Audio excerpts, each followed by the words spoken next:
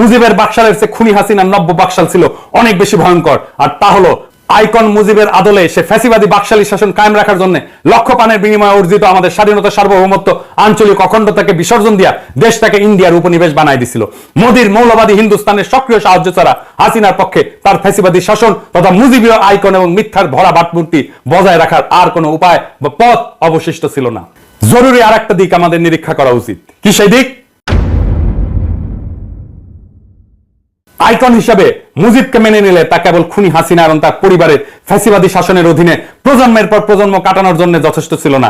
একই সাথে আওয়ামী লীগ ইন্ডিয়ার কাছে গোটা বাংলাদেশকে বন্ধক দিয়া মুসলিম বিদ্বেষী প্রতিবেশী দেশের উপনিবেশের প্রজার দুর্ভাগ্য বরণে বাধ্য করতে চাইছিল আমাদেরকে। এরই বিরুদ্ধে আমরা আমাদের দ্বিতীয় মুক্তিযুদ্ধ শুরু করছিলাম। আমরা জানতাম এই যুদ্ধে জিততে হলে মুজিবের হাত ধরে আসা বাকশালী ফ্যাসিবাদকে চিরতরে কবর দিতে হবে। নারী পুরুষ নির্বিশেষে বাংলাদেশের কিশোর তরুণ যুবক